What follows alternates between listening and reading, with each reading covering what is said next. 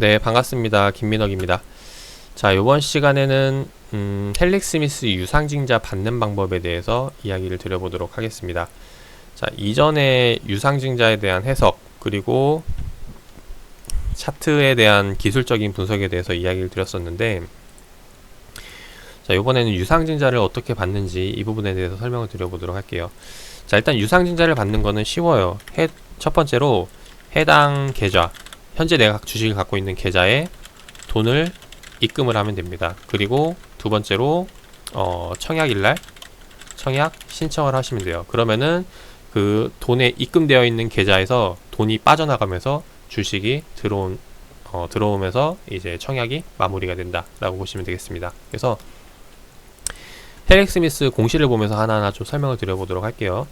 자, 일단 유상증자라는 거에 대해서 좀 간단하게 개념을 설명드려보면은 유상, 그러니까 돈을 필요로 하다는 거고, 그러니까 돈을 투입한다는 거고, 증자는 주식을 늘린다는 거예요. 그래서 지금 헬릭 스미스가 유상증자를 진행한다는 거는 돈을 투입해서 주식을 늘린다는 거죠. 자금 조달 목적으로 유상증자를 진행을 한다는 건데, 어디에 돈이 필요하냐 봤더니 시설 자금으로 1000억, 운영 자금으로 1000억, 채무 상환 자금으로 700억이 필요하다. 그리고 증자, 주식을 얼마나 늘릴 거냐 봤더니 750만 주를 늘릴 거다라는 거죠. 그리고 이 투자 기회를 누구에게 제일 먼저 주느냐 봤더니 주주에게 제일 먼저 우선권을 주겠다라는 거예요. 그래서 주주들이 일단 이만큼의 자금 유상증자를 진행을 해서 투자금이 꽉 차면은 끝나는 거고, 투자금이 미달이 되면은 일반 공모로 넘어가서 진행을 한다라고 보시면 되겠습니다.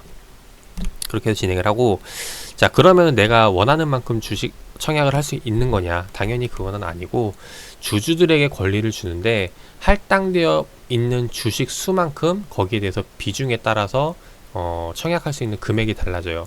지금 보시면은 신주 배정 기준일이 10월 12일로 나와 있는데, 그 말은 즉 10월 12일 날 최종적으로 내가 헬릭 스미스 주인이 되어 있는, 명부에 기록이 되어 있는 사람들에게만 그 권리를 배정을 한다는 거고, 얼만큼의 권리를 배정하냐면은 한 주당 신주 배정 주식수 0.2805193243%, 쉽게 말해서 내가 100주를 갖고 있으면은 28주만큼 살 수 있는 권리를 준다라고 보시면 되겠습니다.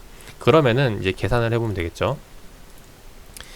자, 해당 계좌에 돈을 입금을 해야 되는데 얼마만큼 입금을 할지 모르니까 계산을 하면은 현재 내가 갖고 있는 헬릭 스미스 주식수 곱하기 이제 0.2805193243을 해야 되는데, 간단하게 0.28만 계산을 하도록 할게요. 그렇게 해서 이제 주식 수가 나오면은 이제 여기에 대해서 이제 곱하기 발행가액을 계산을 해야 되는데, 지금 여기 보시면 발행가액이 예정 발행가액이 38,150원으로 나와 있어요.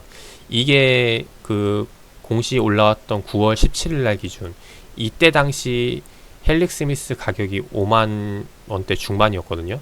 초중반이었는데 5만 원 초중반일 때 38,150원에 청약할 수 있는 기회를 준다는 거예요. 근데 이게 지금 보시면은 현재 37,000원대까지 떨어졌죠. 그 말은 즉 나중에 11월 30일 날 기준으로 했을 때 현재 헬릭 스미스 시장가보다 더 저렴하게 해서 발행가액으로 나온다는 겁니다. 그래서 그거는 나중에 이거는 11월 30일 날 기준으로 해가지고 계산을 하시면 돼요. 그렇게 해서 하면은 내가 청약할 수 있는 금액이 나오게 되겠죠.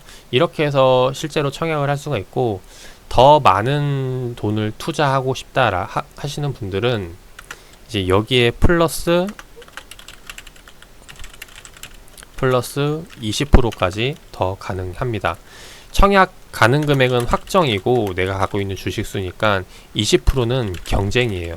그래서 실제로 이제 많은 사람들이 투자를 하게 되면은 이제 이거는 될 수도 있고 안 될 수도 있어요. 그래서 최대 금액이라고 보시면 되겠습니다. 그래서 이렇게 진행을 하는 거고, 자, 어떻게 신청을 하느냐, 이거는 이제 공시를 쭉 내려보면은